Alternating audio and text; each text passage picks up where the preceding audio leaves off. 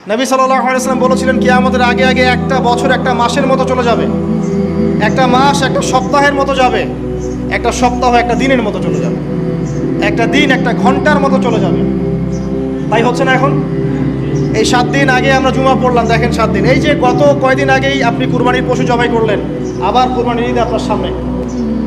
সময় খুব দ্রুত চলে যাচ্ছে, আমরা বুঝতে পারছি না। এর কারণ হচ্ছে, একটা কারণ আমি ফাইন্ড আউট করেছি, এটা হচ্ছে আমরা এখন ফজরের সলাতটাকে জামায়াতে গুরুত্ব দিচ্ছি না, এবং ফজরের নামাজের পর থেকে আমরা জেগে থাকছি না।